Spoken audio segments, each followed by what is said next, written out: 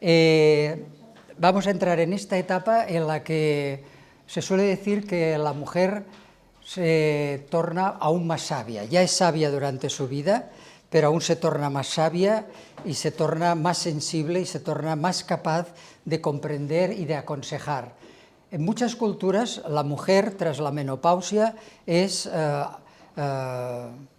acogida por la tribu, por el grupo, como alguien que aconseja, como alguien que encamina, y es una etapa en la que es cierto que hay una parte fisiológica que depreciona, pero yo pienso que es en virtud de una sabiduría que Molière llevó a la escena con el nombre de Las mujeres sabias de Molière.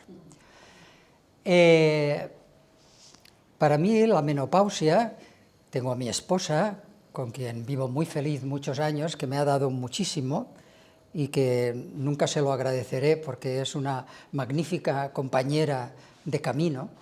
Hemos tenido una hija preciosa y cuando llegó este momento lo temía por un lado, pero por otro lado vi que ella crecía y mejoraba como yo trataba de mejorar, porque en una relación o mejoran los dos o no mejora ninguno.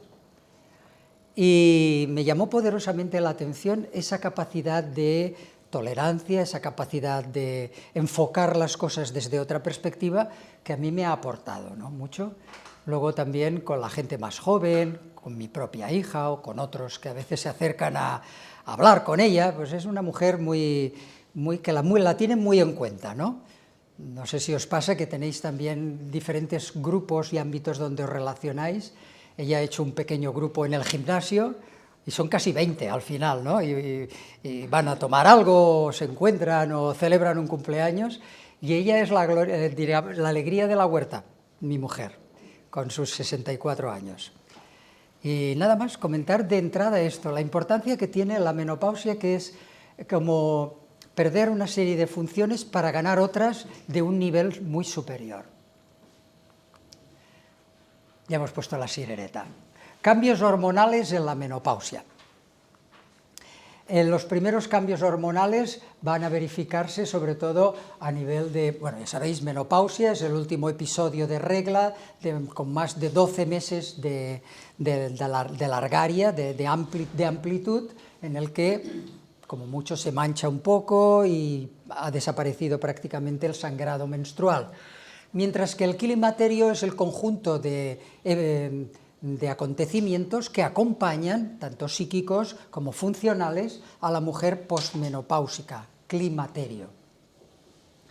La mujer va a adoptar un poco la estructura de esta señora, que se le ve muy guapa, ha tenido que ser, ya es guapa, pues tenía que ser aún más guapa de joven, aunque la belleza siempre es un signo de apreciación interior, ¿no? Siempre hay eso que se llama la belleza interior. Siempre la mujer menopáusica tiende a un rostro, a un cuello, una parte superior del tronco que se virilizan un poco, se pierde en las capacidades del aparato genital, desde el punto de vista que lo veremos a continuación, epitelio genitourinario, distribución del vello que se pierde obviamente porque los folículos no son los mismos, la mujer se viriliza, la voz se le hace más grave, hay un balance distinto de microbiota y vamos a descubrir algunos aspectos muy interesantes en relación a la microbiota que van a dar en que comprendamos un poquito mejor hasta qué punto ese tema de microbiota está influyendo sobre la mujer, y luego estos cambios en las secreciones hormonales, que son los que tenéis aquí. Esta es la etapa fértil, aquí estamos en la etapa perimenopáusica, normalmente la pinza de menopausia suele ser entre 45 y 55 años, 5 años antes y 5 años después. Hay mujeres con 54 que les viene el periodo, tienen una genética distinta, y hay algunas que lo han perdido por el camino a los 35. Son procesos también de polimorfismo genético. En todo caso, lo que sobreviene sobre la mujer son un episodio en el que los estrógenos descienden a partir de los 50-52 a unos niveles impresionantes, mientras que las gonadotropinas, la hormona folículo estimulante, sobre todo y la luteinizante, la LH y la FLH, van aumentando. ¿Por qué? Porque el cuerpo femenino se percata de que ya no tiene los ciclos de la misma manera, y ¿qué hace la hipófisis? Fustigar continuamente a los ovarios desde la hipófisis para que éstas liberen de un folículo de Graf se libere un óvulo. ¿Eso cómo lo hace el organismo desde sus mecanismos de biofeedback? Lo hace enviando unas órdenes al ovario y a los folículos para que estos, mediante la acción proestrogénica, liberen en el día 12-14 de regla un óvulo que pondrá en marcha la segunda parte del ciclo, que es la parte progesterónica. La primera parte es proestrogénica, la segunda es progesterónica. Pero es que resulta que en la menopausia la progesterona también está por los suelos. Aquí solo os ponen 2 valores y luego veremos otros valores. Simplemente tenerlo presente, porque esto va a dar con una disminución y volumen del peso del ovario, un empequeñecimiento y endurecimiento del útero, un adelgazamiento y acortamiento de las trompas de falopio, atrofia de la vagina, que se vuelve más seca, más árida, hasta la sequedad vaginal, que es una de las cosas que más nerviosa pone a muchas mujeres posmenopáusicas, reabsorción parcial de los pequeños labios de vulva, reducción de clítoris y disminución de tamaño de las mamas. Aquí tenéis los valores por sí de la hormona luteinizante, los valores de la folículo estimulante en procesos menopáusicos y en épocas fértiles, y el estradiol, que está por unos niveles bajísimos. Aquí tendréis los valores. Esto está sacado del gran libro que tenemos que tener todos en consulta, que es La clínica y el laboratorio. Su edición número 24 va por las 1200 páginas. Prieto y Juste, a este se le acabó llamando el Balcells, porque era el jefe de análisis clínico del Hospital Clínico y Provincial de Barcelona, Balcells, y luego lo cogieron este libro, el otro se jubiló, de la Universidad de Navarra, y desde entonces es el Prieto Juste. Pasó de ser el Balcells, aún durante unos años ponían en el libro, que luego lo veremos, Balcells, pero es básico de consulta. Esto es lo que ocurre en un ciclo menstrual habitual: la fase folicular, la fase luteal, cuando luego sobrevienen la progesterona.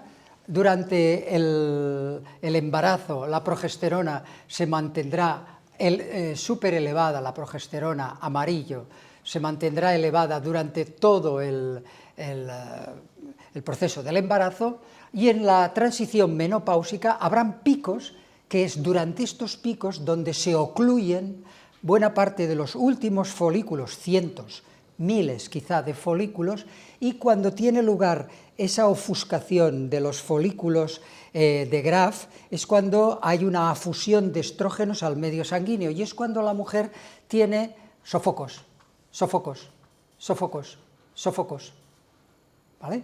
Es en estos picos donde la mujer, y es en donde hay algunas que esto lo tienen más plano, hay otras que los tienen más aserrado, en forma de sierra, y son las que les van a dar estas alteraciones cardiovasculares, gastrointestinales, de comportamiento y sobre todo de sudores, de sofocaciones, etcétera, etcétera.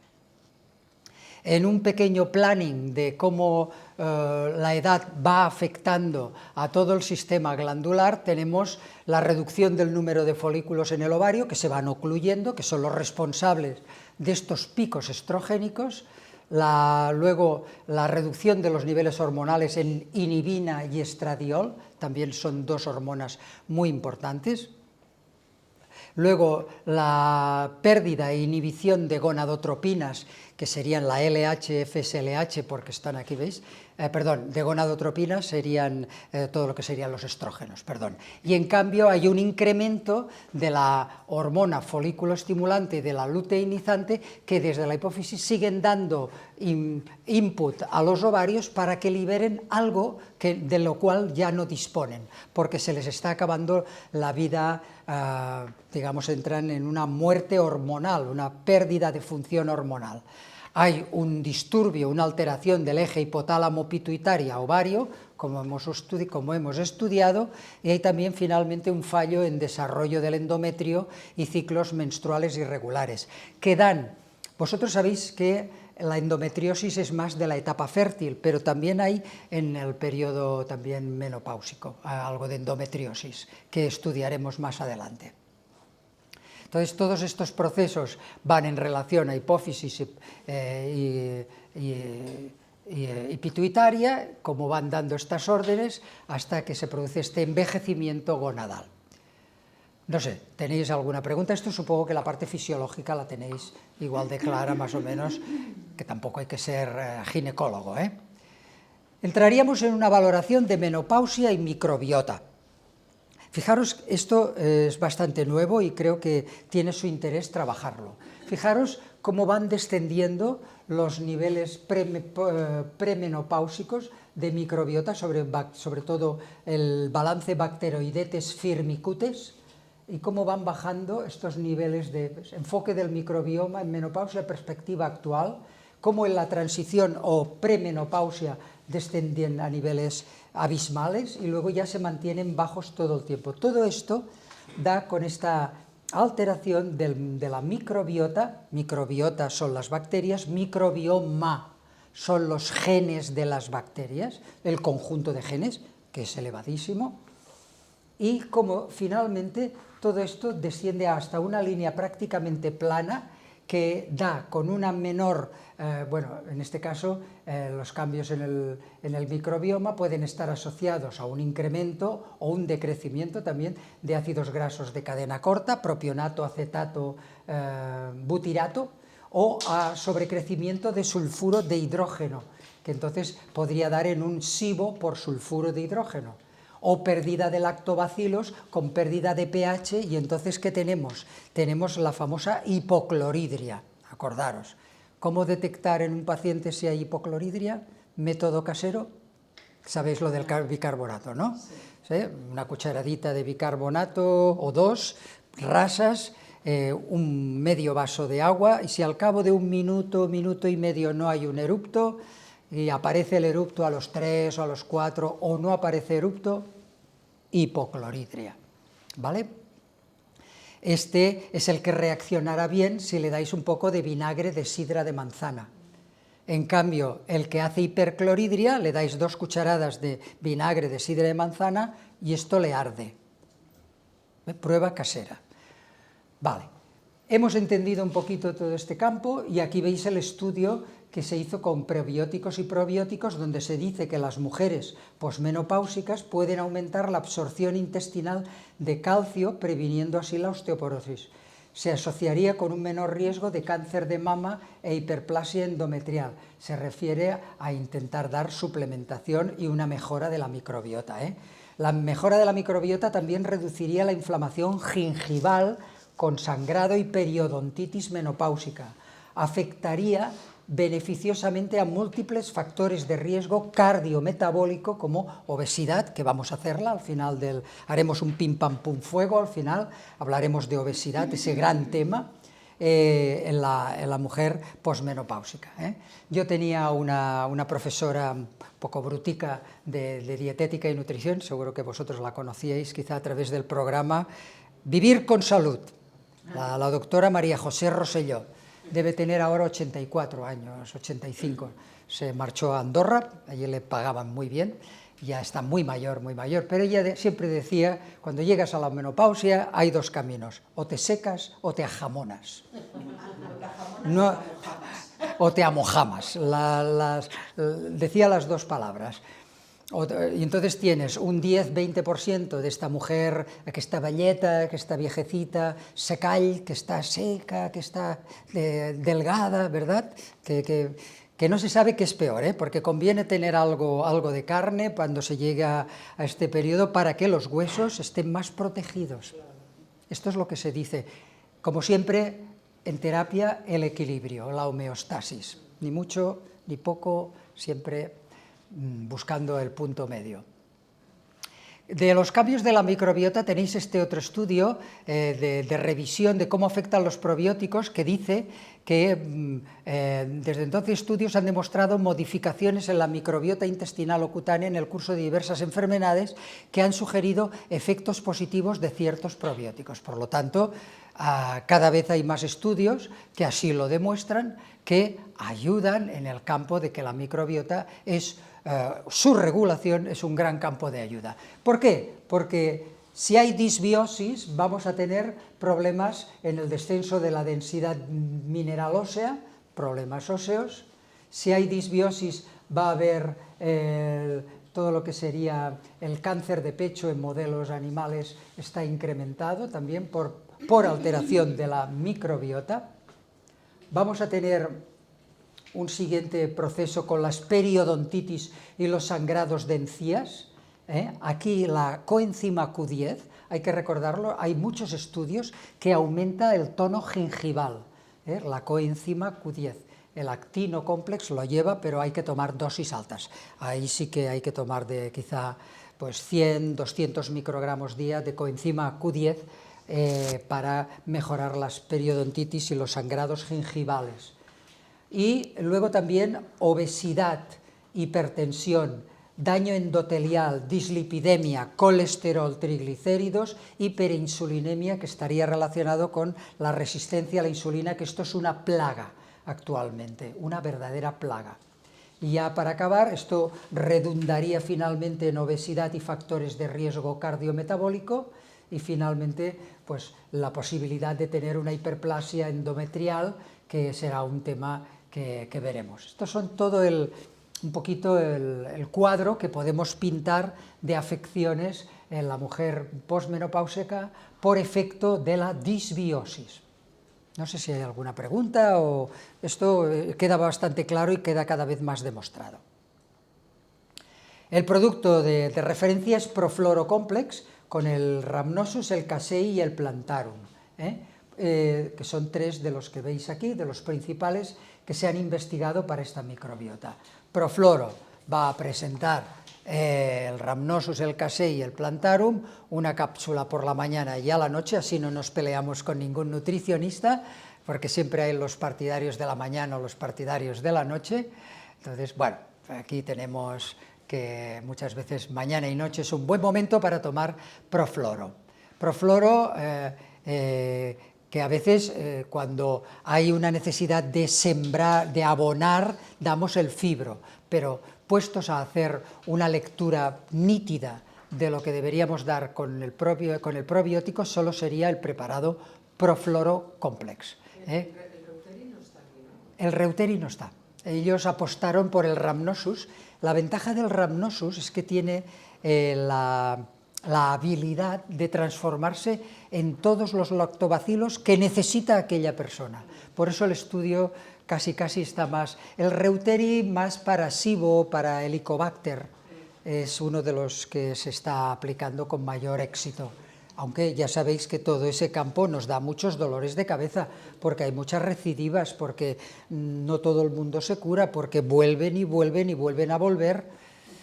En fin, es complicado, ¿eh? Lo que a veces curamos sobre la pizarra, aquí, muy bien, todo fantástico, ¿verdad? Sonrisas. Luego en la consulta es mucho más complejo, porque nos encontramos con el individuo concreto, con su historial concreto, con su psicología concreta, y ahí sin individualización, lo decía antes una compañera, creo que Eva, pues no hay nada. Sin individualización del tratamiento no hay nada. Muy bien, hemos visto la microbiota. Veamos ahora la inestabilidad vasomotora, que va a venir sobre todo de la neurohipófisis y la hipófisis vía hipotálamo, a actuar sobre catecolaminas en la médula suprarrenal. Ya sabéis, la médula es lo que sería adrenalina, noradrenalina, y la corteza, regla memotécnica, corteza, cortisol, hormona adrenocorticotropa.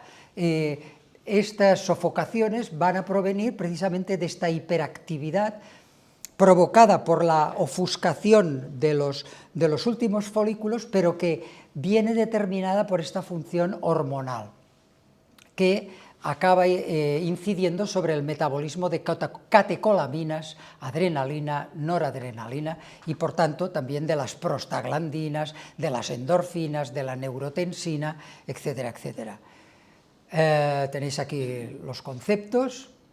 Las sofocaciones es uno de los grandes campos de batalla de la mujer posmenopáusica. Los fitoestrógenos van a venir en nuestra ayuda. ¿Dónde los hemos encontrado? Pues sobre todo en la isoflavona de soja, en los lignanos, en los cumestanos. Estos son los que, por efecto de que se van a ligar a los estrógenos que ha ido vertiendo el organismo a sangre, producto de aquellos picos que estábamos estudiando en aquella imagen, ¿os acordáis? Pues entonces ahí vamos a tener este problema sobre las sofocaciones. Entonces, los que regulan esos estrógenos, que se unen para reducir su actividad, son los cumestanos, por un lado, alfalfa, trébol, col. Las isoflavonas, que durante más de 45 o 50 años, yo creo que ya llevan casi 60 en el mercado, fueron los grandes reguladores originales de los estrógenos. Y luego los lignanos, también en un segundo nivel, lentejas, lino, cereal, o las chalconas, sauce, regaliz y hoja de olivo. Estos serían los principales. Luego ahí tendríamos el gran campo de los fitoestrógenos. De todos ellos tenemos, como veis, aquí los fitoestrógenos consiguen regular a base de adherirse a los estrógenos y de inhibir su acción, de 400 a 1000 veces inferior la acción del estrógeno. Si tú reduces su actividad, ya no hay esa profusión de calor, de sofocación, de sudor. También va a ser un benefactor de la agregación plaquetaria, porque va a regular las prostaglandinas PGE1, PGE3, que son antiinflamatorias. ¿Frente a cuáles? Frente a las PGE2. PGE1, PGE3, antiinflamatorias, PGE2, proinflamatorias. El nombre es prostaglandina E2. Muy bien. Y también antimutágeno, también, cuidado, que tienen una segunda fase los fitoestrógenos y las isoflavonas. Entonces, ¿por qué tiene tanta mala prensa la soja en las mujeres con post-cáncer de mama? ¿Por qué? Porque todo depende de la dosis. Los estudios, si queréis hacerme caso, indican siempre que si no se supera los 100 miligramos diarios de isoflavonas, no hay peligro. El tema viene cuando tomas un suplemento, tomas 4 vasos de leche de soja, tomas Tempeh, tomas miso. Entonces, claro, tienes un aflujo ahí que va a interactuar sobre tus hormonas y es entonces cuando puede haber una perversión del ciclo de celular mamario. Sí. Si no te importa, PG1, PG3, ¿qué has dicho que eran? Sí, prostaglandina E1. Prostaglandinas son proinflamatorias, tienen efecto proinflamatoria. Estas son antiinflamatorias, proinflamatorias. ¿Sí? Antiinflamatorias, proinflamatorias. Colicua. Estas son las buenas, esta es la mala. Buena, mala. Muy bien, entonces, nuestro producto de referencia es Isocomplex. Oye, mejor imposible. Isoflavonas para la regulación. Cola de caballo, ¿en qué es rica? ¿Quién me lo dice? ¿Qué mineral? Muy bien, silicio. Oye, y para chicas que con 30 y pico se les retira también ya... Claro, Sí, ¿verdad? claro. Con 12 meses Claro, más, ¿no? y van a encontrarlo y se van a encontrar mejor y van a tener la conducta, van a centrarse mejor. Si estudian o hacen algún curso, van a estar mucho más focalizadas, van a hacer mejor foco en el trabajo, concentración. Sí, sí, sin duda. Y luego vitaminas y minerales, que casi siempre os van a poner las vitaminas coenzimáticas del grupo B, que ya veis como Vitaminor siempre ha apostado por este tema de las B.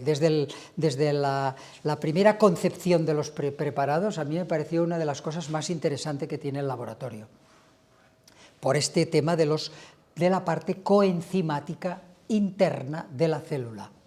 ¿Vale?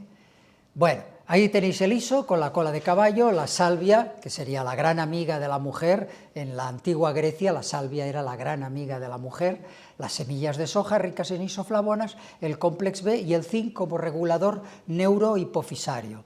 Una cápsula al día, a veces pueden ser necesarias 2.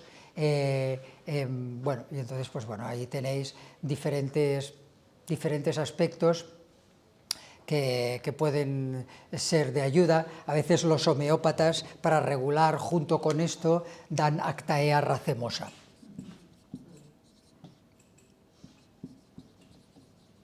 Como regulador, ayudándose de las isoflavonas.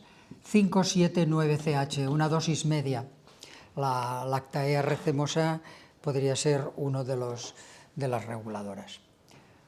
Hay otros preparados, siempre hay que hacer la lectura patognómica, pero bueno, esta es una de las que más se utiliza, en combinación con la complementación alimentaria. Bueno, ¿y qué fitoestrógenos tenemos? Dong Quai, Angelica sinensis, dicen que en China las mujeres lo tomen desde la menarquía, primera regla, a la menopausia, última regla. Es una planta reguladora. El ñame, la mexicana, Dioscorea villosa, wild yam, esta es sobre todo un gran regulador de la progesterona. La llegaron a sacar durante mucho tiempo algunos laboratorios en forma de crema. La mujer se la podía poner en la cara interna de los brazos, debajo de los pechos, en la parte interior de las ingles, para ponérsela por la noche. No tuvo mucho éxito, se han ido perdiendo esos preparados y normalmente se sigue tomando a nivel oral. La cimicibuga, la Lactaea racemosa. Esta es un regulador fitoestrogénico, una planta muy bonita. Sauzgatillo, quizá de las más conocidas, el Vitex agnus castus, también, el Trifolium pratensis, que parece casi un cardo precioso, y la regaliz, la glicirriza glabra, que tiene tiene glicirricina, que tendría estos principios de acción estrogénica. Bien, estos serían los elementos que nos ayudarían con los estrógenos. Y por lo tanto con todo lo que hemos visto anteriormente, que sería la regulación de los sudores, la parte vasomotora, la sudoración, etcétera, etcétera. ¿Sí? Sí, adelante. ¿El tema de los omegas para la menopausia? Muy buena pregunta. Los omegas, a partir de los 40-45, yo los doy a casi todo el mundo. En cuanto puedo introducirlos en consulta, solo tienen un problema: son caros. Si son buenos, son caros. El super omega 3 es buenísimo, pero tiene un precio. Es que yo he ido al Carrefour y salen a 6 euros. Lo que hemos dicho, lo hemos dicho en la primera parte de la mañana, hay que cuidarse mucho de ello. Pero los omegas son los grandes reguladores de las membranas. Las membranas celulares son lo que lo alimenta. Si tú una membrana, y por lo tanto es el primer tratamiento anti-aging que existe. Tú tienes una célula y tienes un capilar. El capilar, y aquí viene el eritrocito con ganas, vamos a ponerlo más bonito, como es glóbulo rojo, vamos a ponerlo en rojo. Aquí viene que tiene forma de dama. Es que habéis visto una dama, el eritrocito tiene una hendidura. El eritrocito carga oxígeno y nutrientes, pero debe pasar a través de estos capilares para llegar a la célula y nutrirlo. Si ese eritrocito es rígido, duro, ¿cómo va a pasar a través de este eritrocito que tiene más o menos esta distancia? ¿Cómo va a hacerlo? Pasa por diapédesis, se convierte en un acróbata, ¿cómo se llama en el circo? Un contorsionista. Se hace un contorsionista. Para transformarse en un contorsionista tiene que ser flexible. Pues lo que hacen los omegas es flexibilizar los eritrocitos. Entonces la nutrición de las células es fundamental, los omegas, esto que comentaba la compañera, y generalmente se da una pequeña parte de omega 6. Lo que pasa es que nuestra nutrición ya es rica. ¿Por qué? Porque omega 3 y omega 6, hoy no es el día, pero si quieres, la nota breve es recordar que omega 3 y omega 6 comparten una misma vía metabólica, y el problema está en ver el equilibrio entre uno y otro. ¿El querato este? Sí, el querato lo tiene, y el super omega 3 también, claro, el querato complex, sí, sí. Ahora han salido los metabolitos del omega y dicen que son mejores para los diabéticos que el omega, que es más antiinflamatorio el metabolito para los Qué interesante. diabéticos. Pues me lo apunto yo también. Metabolitos de los omegas. Pero como me compré, pero no me acuerdo cómo se llama ahora. Sí. Caray, Metabolitos del omega. metabolitos del omega. No sé, a ver, no es correcto la verdad. Cuenta. Son los mediadores resolutivos, que se llaman los SPMS, que es una molécula que va descendiendo del orden, que son los 18-HTT, que son las resorbinas de tipo 1, de tipo 2, Las resorbinas. las maresinas, protesinas. Pero el problema de estas moléculas es que tienen una vida media de 20 minutos, 40 minutos. Entonces, lo que está envasado, que lo elabora un laboratorio francés, es la molécula intermedia. Eso. O sea, ¿qué vida media tiene? ¿Es la resorbolina? ¿Qué vida? La resorbina. Resorbina. ¿Qué vida media dices que tiene? En de 20 minutos a 2 horas máximo. Vale, lo que ellos te venden es el 18-HTE, HETE, el 17-HTE, que son los precursores para que luego, si la vitamina está, igual, se haga la resorbina T1, D2, D3, Dice que los diabéticos el EPA no funciona. Como Pero antiinflamatorio. Pero hay que darles Pero es que- cofactores No, para que diabetes la con cofactores. deltas de saturación Esto no fue se una vayan charla a- de Chevy Verdadero. Bueno, lo que ocurre es que... Perdón, que no me he explicado. En la línea de la DHA intervienen todas las vitaminas del grupo B, el zinc y la vitamina C. Una vez que tienes el DHA se tiene que transformar en el 18-HTT para hacerlo con la resortina. Es otro paso. Mira, Pascual, haremos un monográfico, de omegas y también haremos una comparativa, si os parece bien, porque yo he llegado a ver terapeutas que decían DHA, EPA y tiraban una moneda al aire y lo que saliera cara EPA, cruz DHA. O sea, hay un conjunto de interpretaciones y hay tantos intereses porque hay mucho producto y hay que tomar mucho. Esto es como las estatinas, los omegas. Cuando tú tomas una línea de producto, ahí hay un tema económico bestial. Y yo creo que entonces ahí lo podríamos amplificar. Si me permitís, ha sido interesantísimo, ha sido muy, muy, muy gratificante, pero volvamos un poquito, no nos perdamos ahora. El tema de los omegas para mí es eso de como el cinexin, el cine sin fin. Además hay interpretaciones diversas, hay gente que no está de acuerdo, pero la ciencia es cada vez más exacta, lo que dice Pascual, yo lo había comentado, él me lo había comentado a mí hace ya un tiempo, y bueno, pues estaría bien, pero es digno de todo un monográfico. Así que seguimos avanzando, si os parece bien. El ñame, la dioscorea villosa, regulador de la progesterona, la cimicifuga, habíamos dicho, el sauzgatí, el trébol rojo, el regaliz, esto ya estaba, y ahora nos adentramos en el campo de osteoporosis y osteopenia.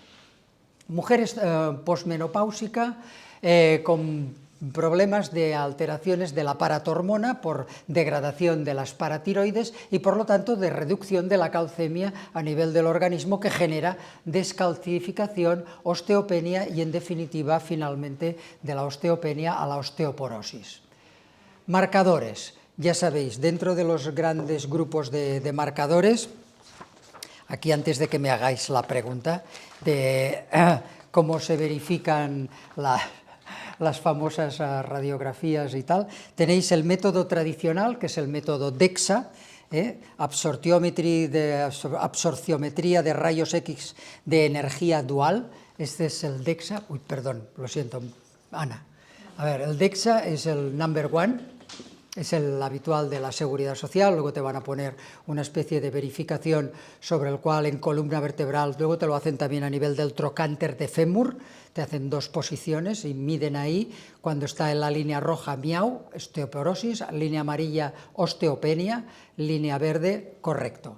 El segundo tipo es el que llaman el PQS, y no es un partido político, que es la ultrasonografía cuantitativa, ultrasonografía cuantitativa. Esta tiene no lleva rayos X, es menos ionizante, más cara, te la hacen más a nivel privado. Y luego tenéis la QCT, que esta es en 3D, esta significa tomografía computerizada cuantitativa. Repito, tomografía computerizada cuantitativa.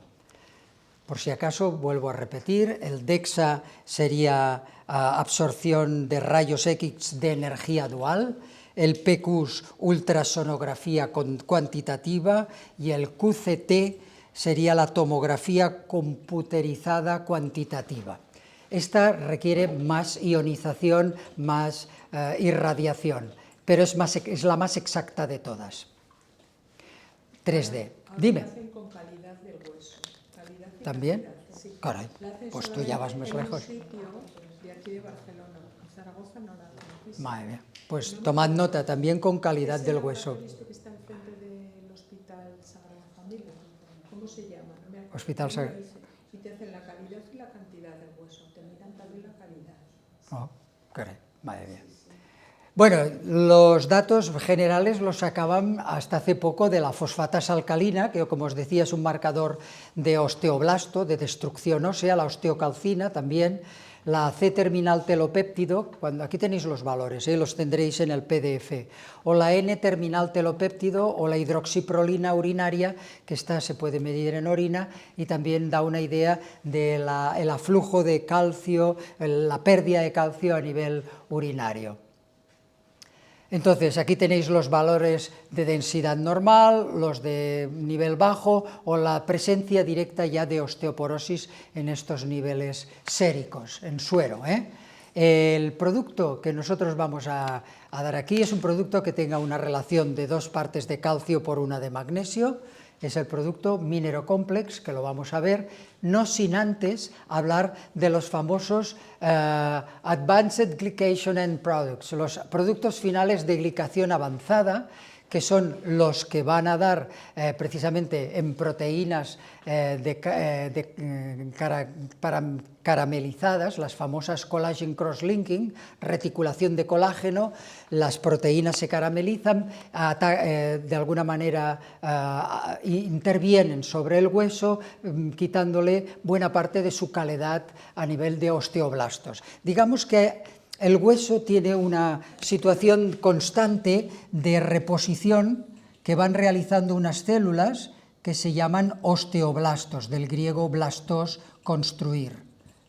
Y luego hay otras que se encargan de irla quitando para volver a construir, que se llaman osteoclastos, del griego destruir, osteoclastos. Ha de haber un turnover, una regulación entre los osteoblastos y los osteoclastos. Y entre medio de ellos modula estos productos que son muy perjudiciales, estos productos que acaban en el RAGE, en el Receptor for Advanced Glycation End Products, los receptores para productos finales de glicación, que es caramelización de proteínas, que es algo que hacemos mucho con nuestra nutrición, haciendo una nutrición que generalmente es una nutrición muy rica en hidratos de carbono. Por eso las últimas batallas en dietética con dieta low carb, dieta cetogénica, bla, bla, bla, bis, bis, bis. Ahí tenéis luego cómo estos productos acaban en citoquinas y especies reactivas de oxígeno que destruyen hueso, y cómo podéis pedir también medición de estos productos de glicación avanzada a través de ELISA o de espectrometría de masas o de cromatografía líquida de alta resolución, o pidiendo estos metabolitos, el carboximetillisina, la pentosidina o la glicoxidación de albúmina. También de estos mismos productos se mide este que acabamos de hablar aquí, el HPLC, y la excreción de estos Advanced Endoproducts. Y finalmente, por fluorescencia cutánea no invasiva, es una técnica que mide la fluorescencia de estos Advanced bla, bla, bla, acumulados en la piel. Esto se hace a través de un dispositivo que se llama H-Reader. Simplemente porque tengáis noción de que esto es peticionable en consulta y puede ser de utilidad. Y luego la conexión, la terrorífica conexión que hay entre estos productos finales de glicación avanzada y estos productos de reticulación del colágeno que hacen que el hueso se vuelva débil, se vuelva poroso, con descenso de la adhesión del osteoblasto a la matriz ósea, con lo cual no construye bien el hueso. Y esto es lo que, por un lado, redunda en fragilidad ósea, más luego la fosfatasa alcalina, que también desciende la capacidad de mineralización ósea, la capacidad osteoblástica, en detrimento de la osteoclástica, para que el hueso se regenere. Y para acabar, hay una vinculación a receptores para productores de glicación avanzada, con secreción aumentada de citoquinas, con aumento de los famosos especies reactivas de oxígeno muy prooxidantes, que van a dar en un aumento de los osteoclastos, los que destruyen hueso, y una bajada de los osteoblastos, los que construyen huesos. Cuando ese turnover es a favor de los osteoclastos hay destrucción de hueso. ¿Se entiende esto? Pues nada, aquí tenéis la cita y creo que este es un hallazgo que me gustó mucho, pasando un poco estudios, compartir aquí con vosotros. Minero lleva esa parte del magnesio a niveles de bisglicinato, que es la forma más biodisponible, apuesta por el silicio, por el potasio de los estigmas de maíz, muy diurético. Me diréis, ¿por qué no mete el calcio? Porque apuesta más por el zinc, por el cobre, los reguladores de la inflamación y por el selenio. En este sentido, es un remineralizante de poder alcalinizante que incluso a veces se da cuando hay acideces a nivel estomacal, el Minero Complex, y para el crecimiento de los críos también. Remineralizador, alcalinizante. ¿Preguntas de Minero? ¿Todo bien? ¿Sí? ¿Avanzamos? Ya estamos un poco cansados. Bueno, vamos bien. Ahora unos minutillos y acabamos con esto. Porque al final haremos el pim pam pum de la obesidad y entonces, ¡bum!, volveréis a abrir los ojos. Minero Complex, lo hemos visto. Osteopenia, osteoporosis. Ya sabéis la importancia del 25H colecalciferol. Y cuando hemos de medir la acción del riñón, ¿qué pedimos? El calcitriol. Calcidiol, función hepática, la función que siempre ha de estar por encima de 30, los alemanes dicen mejor 70, y el calcitriol da una idea más de la conversión por riñón, colecalciferol y el calcitriol. Entonces, tenéis los datos, la importancia de la vitamina D3 en los últimos años ha sido cada vez más clara, el ergocalciferol, la importancia que tiene en los alimentos como el pescado azul, el huevo o los hongos, los bullets que decimos en nuestro país, pero también en los preparados con D3, entre los cuales nos preguntaréis, ¿y por qué no le habéis añadido la K2? Nosotros optamos por la riboflavina y la niacina porque son mejoradores de ciclo de Krebs de transportador.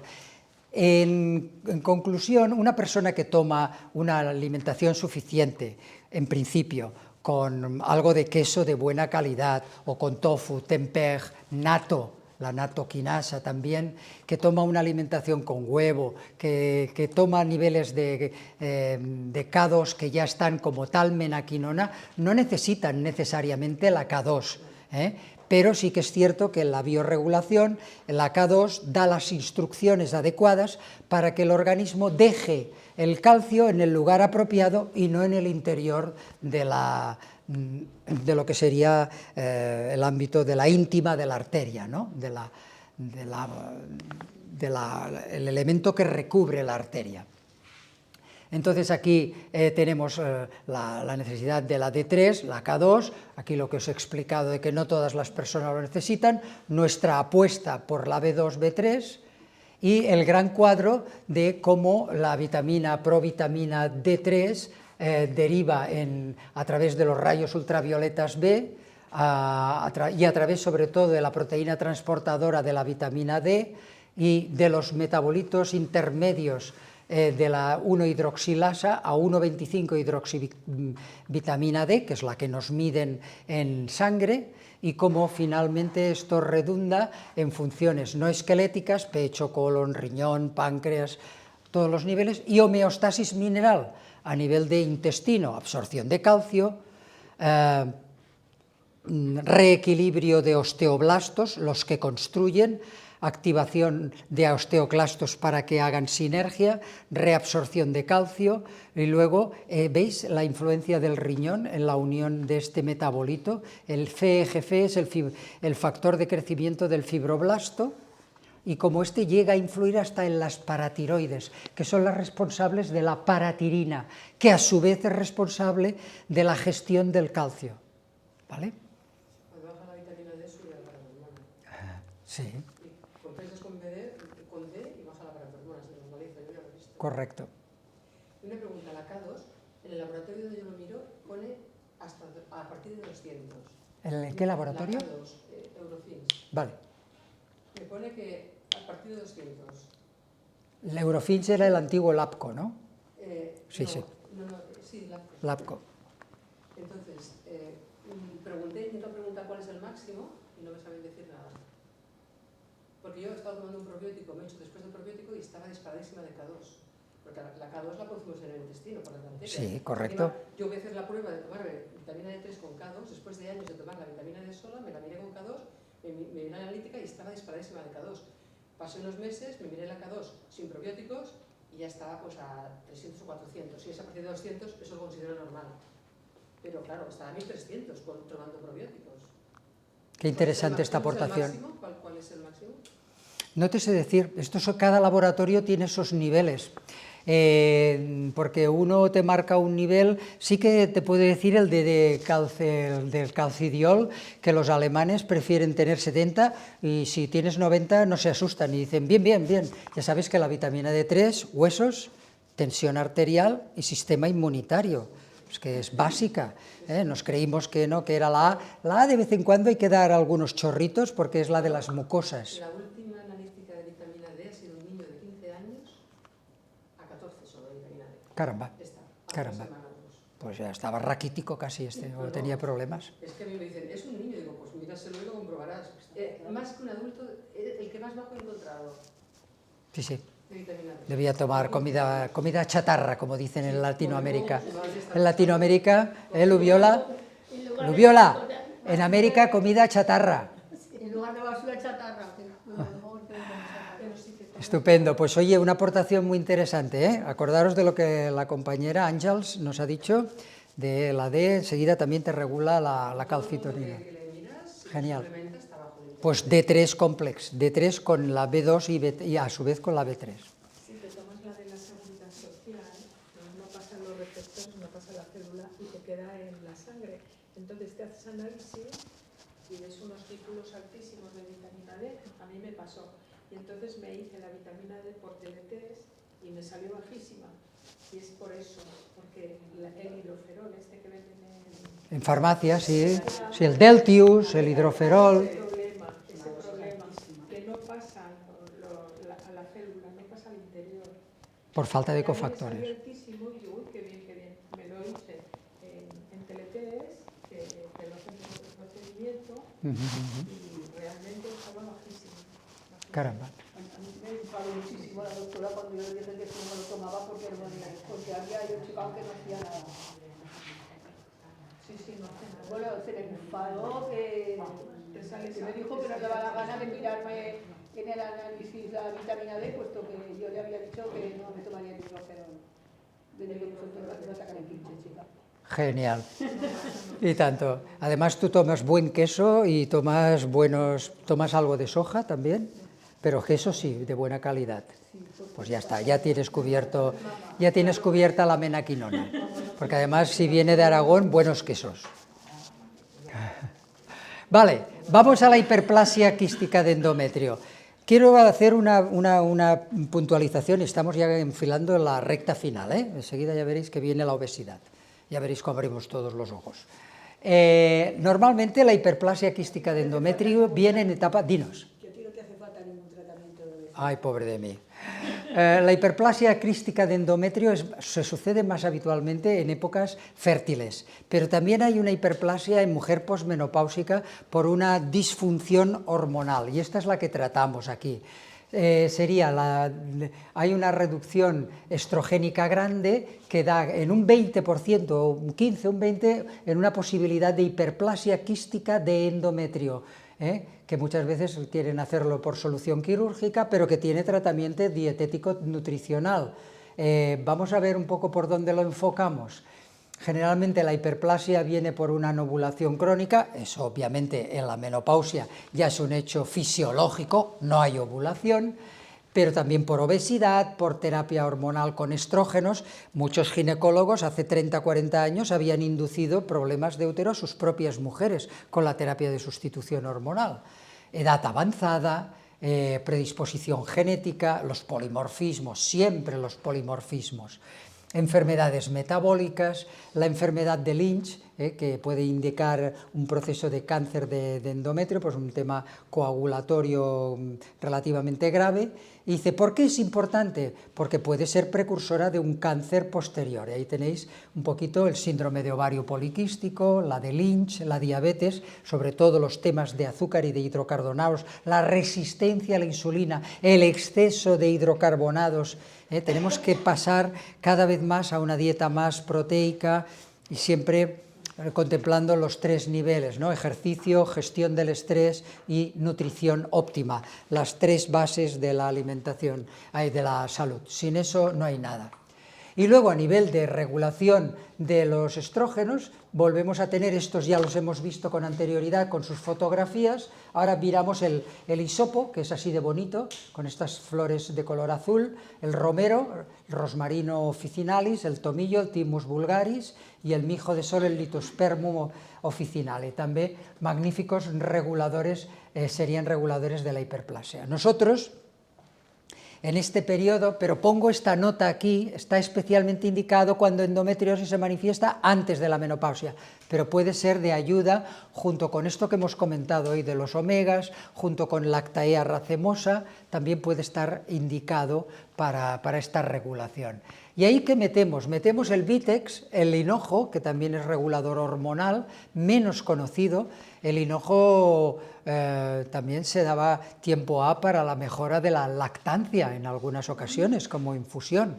La pasiflora, el bisglicinato de magnesio, el zinc regulador, las proantocianidinas oligoméricas de la vitis vinífera, de la vid roja, la que genera el vino, vitis vinífera, la E, y luego todo el complejo B, todo prácticamente las 4 principales.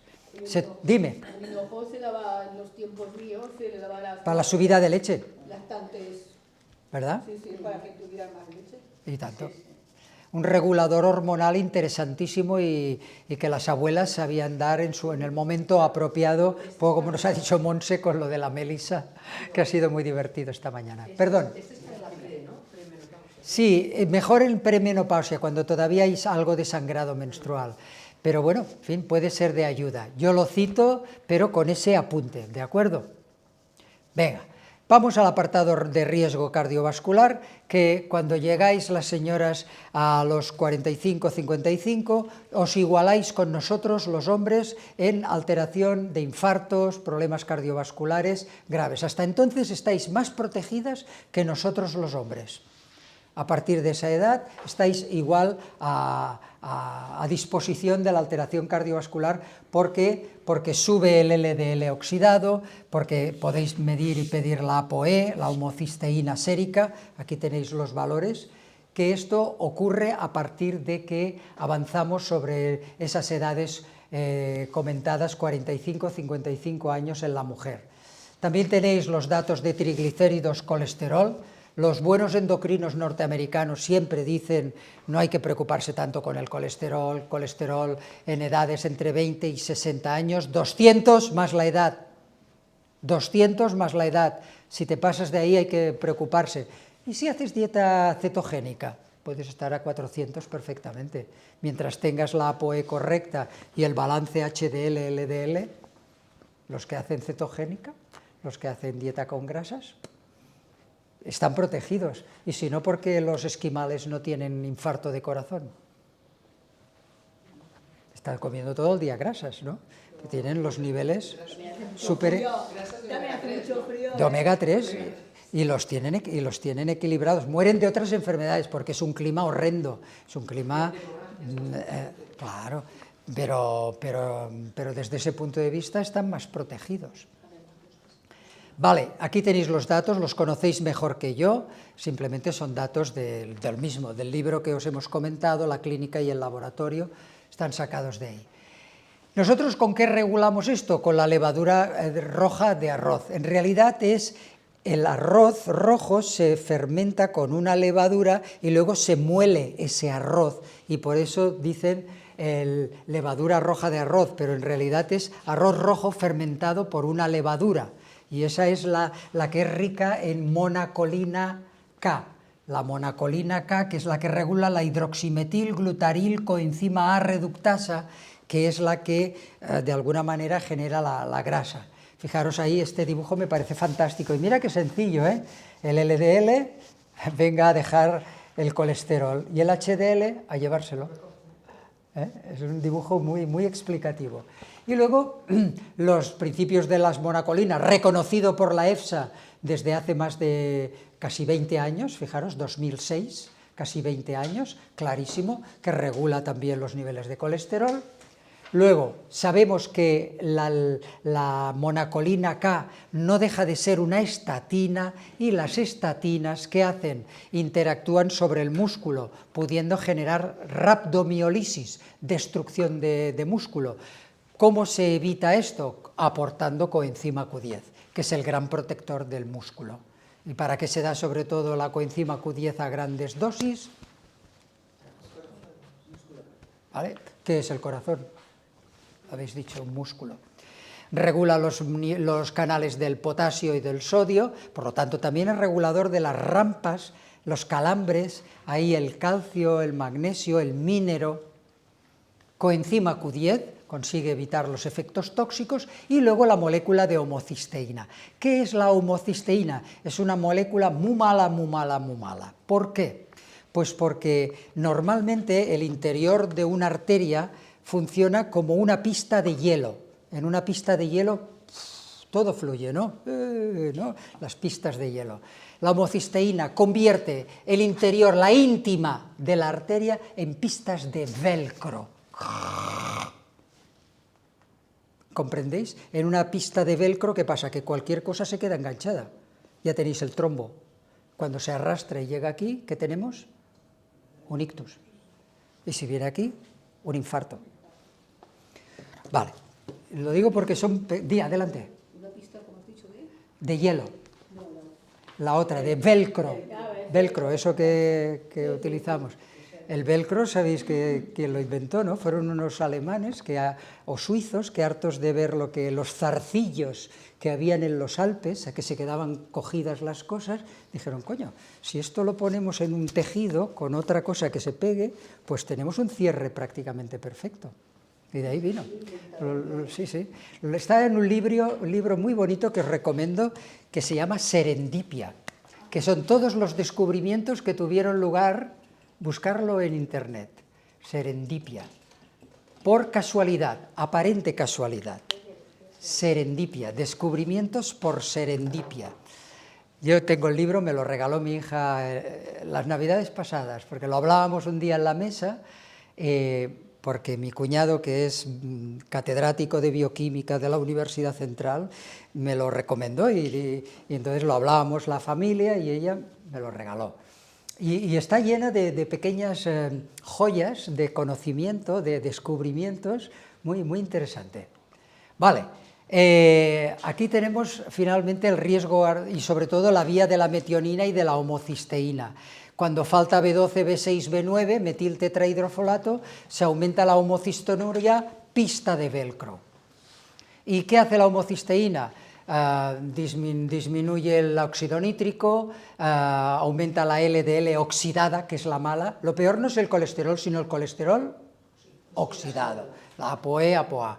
La agregación plaquetaria de depósitos, con la regulación del ratio calcio-magnesio, descamación de endotelio vascular, espesamiento de paredes X de células muscular lisa y desarrollo de células espumosas. Entonces, estos son los datos que siempre deberían estar por debajo de 10 micromol litro. Todo esto lo tendréis, más pronto que tarde me pongo y os lo tendréis ahí. Podéis hacer una segunda visualización y entonces pasáis los apuntes y lo tenéis. Nuestro preparado de referencia es Coleregol, que lleva unas cápsulas con unos principios activos que son la monacolina K del polvo de arroz de rojo fermentado, con el olivo tiene propiedades muy conocidas desde antaño para el nivel cardiovascular, ajo negro envejecido, los daneses llenaron de estudios el mercado, la colina, la B8, la Q10, al completo las vitaminas B y el zinc, El Coleregol tiene 60 cápsulas y lo tomamos con 30 perlas. Últimamente, como decía muy bien Bruno, lo hemos puesto en estos frascos que vienen ahí sin necesidad de una especial blisterización, que antes lo teníamos en blister, y 30 perlas de super omega 3, donde las perlas B simplemente es el mismo preparado super omega 3, que si lo compras por separado lo tenemos en 60, ¿no, Bruno? El de omega 3, sí. En 60. Pero cuando lo compras en el Coleregol, lo compras en un pack y te viene. Entonces, las cápsulas, 2 cápsulas, perdón. Son 30 las cápsulas en este producto. En este producto, sí, por esto, aquí dan 30, pero que se puede comprar el super omega son 60. Esto es para tomarlo en una sola toma, muy fácil adhesión del paciente al tratamiento por la noche. 2 cápsulas Coleregol, una perla del aceite, justo antes del primer plato o con el primer plato que lleve algo de grasa, un puré, una sopa. Ahora en invierno es muy fácil de tomar. ¿Vale? Muy bien, pues ya tenemos el Coleregol, efectivo regulador de lípidos sanguíneos. Y aquí tenéis las propiedades: mejora por el arroz fermentado, la hoja de olivo, la B3 y las lecitinas, vitaminas E, C y hoja de olivo y bit roja en protección vascular, betaína, B6, B9, B12 y la betaína hidroclorhídrica magnífica, control de homocisteína, en el proceso de la homocisteína que hemos verificado, y sinergia positiva con Q10 para el tema de la rhabdomiólisis, la D3, el zinc y la regulación EPA-DHA. Aquí tenemos el pack y ya vamos acabando el penúltimo, luego pasaremos a obesidad, que es la parte neuropsíquica. ¿Cómo podemos ayudar a la mujer que entra con problemas de depresión, irritabilidad, insomnio, palpitación, nerviosismo, depresiones? ¿Cómo la podemos ayudar? Incluso depresión bipolar o en casos ya muy avanzados. Podemos pedir una analítica también de estos metabolitos, donde la dopamina, cuando está baja, la joie de vivre está también muy baja, muy descendida, mal asunto. Noradrenalina y adrenalina, tenéis los valores ahí, dan en neuropatías autonómicas, insuficiencia adrenal y depresión. O el vanil mandélico, que da estrés emocional intenso, neuropatía. La serotonina, muy conocida, conocéis perfectamente, esta es la que mejor conocéis, o el GABA, que va a dar en procesos por su defecto de ansiedad, trastornos del sueño y depresión, o el 5-HTP, que es el precursor de la serotonina, que va a dar muy parecido los fenómenos de 5-HTP y de serotonina también, y el cortisol, que es una catecolamina por lo que serían las hormonas de las glándulas suprarrenales. Valores elevados pueden indicar estrés crónico agudo, depresión mayor o síndrome de Cushing, ya sabéis, el Cushing o el Addison, exceso, defecto de catecolaminas. Insomnio. En el insomnio, salud. En el insomnio, bueno, no hace falta describirlo, las alteraciones de los despertajes también. Suele decirse que es muy importante. No hay que tenerle tanto miedo al insomnio, sobre todo si puedes estar un mínimo de 8 horas en la cama. El que está 8 horas en la cama, según los estudios del doctor Estivil, puedes estar perfectamente 30 minutos despierto. A mí me ocurre. Mi actividad es incesante y no consigo a veces hacerlas todas seguidas. A partir de los 60, ya tengo 69, ya el sueño empezó ahí a tener, no sé, también polimorfismos, cada uno tiene el suyo. Y bueno, y unos optan por las famosas músicas 4-3-2 hercios, músicas relajantes, de estas músicas, buscar en internet 4-3-2 hercios. Y os saldrá música de cascada, música de río, 4-3-2. O bien, yo hago algo que no debería hacer, escucho Cataluña Radio. Es decir, como es un rollo y siempre es lo mismo, llega un momento que me aburro tanto que me vuelvo a dormir. Cataluña Radio. Y, sí, Cataluña Informació. Perdón. Cataluña Informació. Estos que hacen cada media hora el mismo ciclo. pues son tan... Bueno, pero cumplen una función, porque si quieres enterarte, yo es de las que tengo en preselección. Y os comento, bueno, pues lo que no hago es ni levantarme, ni irme, ni encender ninguna lámpara. En plena noche cruzo las piernas en posición búdica, o hago esto, o a veces algún mantra de aquellos que te aburras tú solo un ratito, o bueno, haces una buena petición, o puedes hacer gente que ora, en fin, todos los remedios son interesantes. Perdón, pero una cosa también muy importante para la gente que cuando ya somos más mayores, pues te vas despertando porque claro, la vejiga ya no aguanta tanto el líquido y tienes que ir al baño, pero es interesantísimo no encender ninguna luz. Exacto. O sea, en tal caso, si es que no vas a ver bien, llevas una linterna. Una pequeña linterna, pero lo que no puedes hacer es encender la luz, porque entonces el cerebro ya se tira para... Cesa la generación de melatonina. En cuanto la hipófisis nota luz, el tercer ojo, lo que se pintan los hindúes, ahí, pues es que enseguida se percata que ese es el que es la cronodisrupción enseguida. Por eso la moda de las gafitas de color amarillo rojo por la noche, que ahora esto está de moda, las gafitas que te van a cascar 150 euros por un trozo de plástico. 150 euros. Pascual se está partiendo. Una bombilla roja es más barato. Una bombilla roja. Hay gente que parece que diga, mira, el prostíbulo del Sánchez. ¿No? Roja, naranja y te da muy Sí, pero bueno, pero una luz amarillita como la de nuestras abuelas, las de las masías. La gente cuando llegaba a la noche buscaba los espacios. Yo no soporto por la noche, ya veis aquí, enseguida apagado la luz. Es decir, y eso que durante el día sí que hay que exponerse a la luz intensa. Es durante el día que hay que exponerse para que cuando llegue la noche, entonces la serotonina funcione adecuadamente a través de la pineal. Una cosa es la natural, otra cosa es la Écolicua.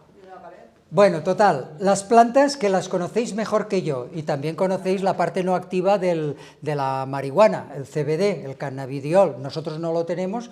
También conocéis el GABA. Nosotros lo tenemos en Regeneuro y en algunos otros, los precursores como valeriana y escolcia, que son precursores de GABA en el Calmo Complex. Pasiflora, valeriana, escolcia, complex B al completo, y una o dos cápsulas antes de la cena, pues pueden venir bien. Claro, alguien me puede preguntar, ¿y si tienes colesterol? Entonces, ahí viene entonces vuestra capacidad de arte, ole, arte, venga, vamos, dale, porque es verdad, acabas haciendo la prescripción y entonces al final de la consulta te hace la pregunta capciosa al paciente, oye, ¿y esto cómo me lo tomo? Porque esto me ha dicho que por la mañana hay que tomar esto y luego también esto y también por la mañana. Entonces esto, ¿cómo lo hago? Y hay momentos en que llevan razón. Por eso, ante cualquier prescripción también prepararos la jugada siguiente, como en una jugada de ajedrez. Hay que preparar no solo la jugada en ajedrez, sino la tercera jugada que te hará el otro. ¿Vale? Bien, vamos acabando. Vamos acabando, de verdad. Ahora, de verdad, por prometido de Snoopy, como decía aquel. El tema de la depresión. Ya sabéis que la depresión cursa con todos estos elementos de estado de ánimo, pérdida de interés, la vida es una mierda, es que tal, estoy fatigado, alteración del sueño, cambio del apetito, soy un inútil, concentración, pensamientos de muerte.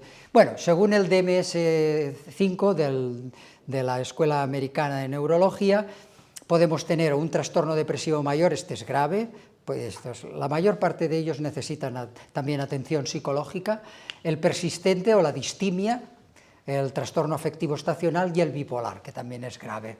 Las plantas medicinales van a ser, sobre todo, el Hipericum perforatum, pero ya sabéis, aquí sí que me vais a permitir recordaros, y es que son muchas las contraindicaciones de hipérico, ya sabéis, no se puede dar con Prozac, o inhibidores selectivos de recaptación de serotonina, ¿vale? Voy a intentar, no lo digo porque esta parte sí es delicada,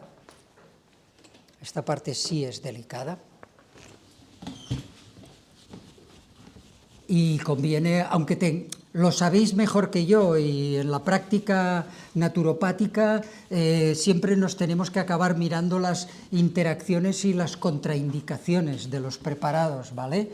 porque es así, porque son importantes. El hipérico, entonces, con ISRS, inhibidores selectivos de recaptación de serotonina, con inhibidores de la monoaminoxidasa, las famosas IMAOs, tampoco se pueden tomar.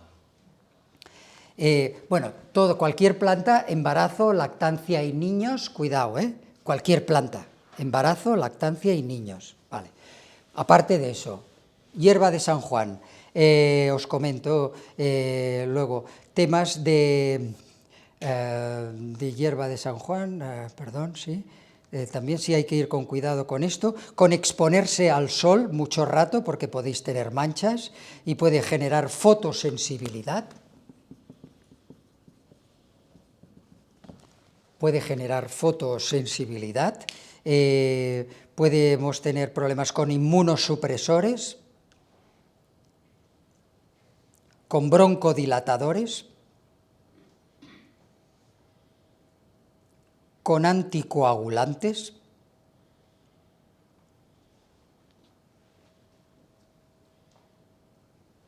con antirretrovirales,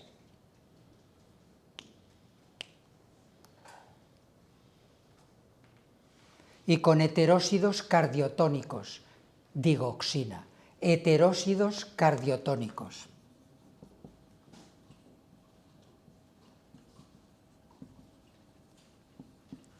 Tiene un montón, hay que ser cuidadosos y lo ideal es que el paciente te venga sin tomar nada, pero estos van a ser 1 de cada 10, porque todos vienen forrados con fármacos.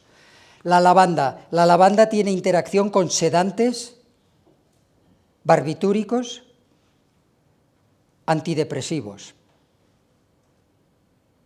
Sedantes, barbitúricos, antidepresivos y anticoagulantes también, por lo tanto también el Sintrom, y el Sintrom siempre anda por ahí, ¿verdad, doctora Cerveró? Siempre anda por ahí dando por saco. Grifonia, es de la que sale el 5-HTP. El 5-HTP es más agradecido, pero todo y así es muy parecido al hipérico. ISRS, IMAOs, añádele los tricíclicos, que lo dan los psiquiatras, los tricíclicos, enfermedad renal, enfermedad hepatorrenal grave,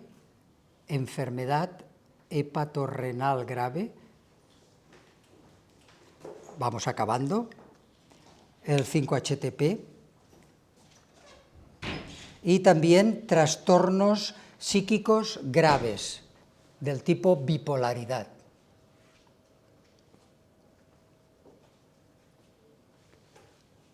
¿Bien? ¿Sigo?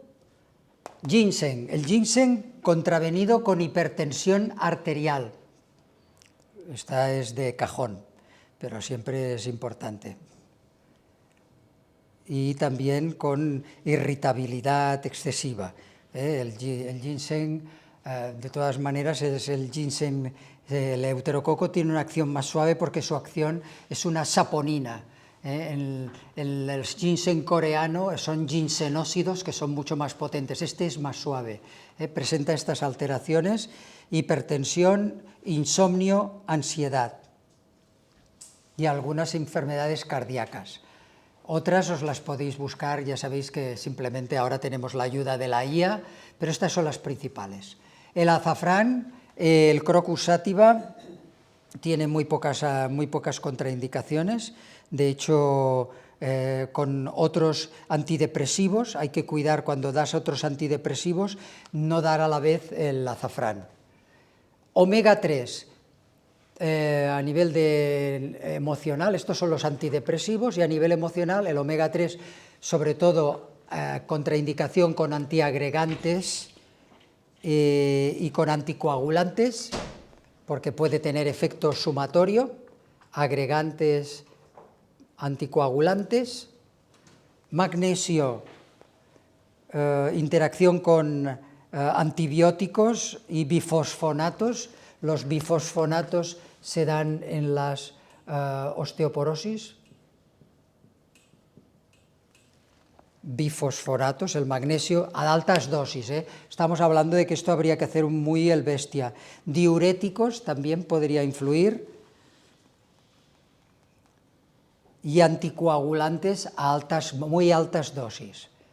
Venga, complejo B, ya hemos comentado aquello de los niveles fisiológicos, en principio tiene pocas alteraciones el complejo B, pero como interactúa gracias a esta fase de coenzimados a nivel de la segunda fase de toxicación hepática, hay que ir con cuidado. Perdón. ¿La B se puede dar con la C? Porque como Sí, la B con la C viene muy bien, sí, sin problemas. Sin problemas. Ambas son hidrosolubles y todo aquello que no utilices irá a la orina. La C, el problema es aquel que siempre se dice con los oxalatos, pero no es porque los genere, sino porque los moviliza, los que ya puedes, y entonces es cuando una piedra que ya tienes en el riñón o tal, te la puede movilizar y te puede dar una calculosis, pero ya la has de haber generado. No sé. Vale, y los probióticos mejoran la salud intestinal y de esto solo hay una pequeña contraindicación con los inmunosupresores y con las IMAOs. Y posiblemente, pero a muy altas dosis. Los probióticos tienen muy pocas interacciones. Estas son las cuestiones básicas. Para mayor detalle recomiendo un pequeño estudio IA. Yo a veces digo, cuando no lo sepas, pregúntele a su tía.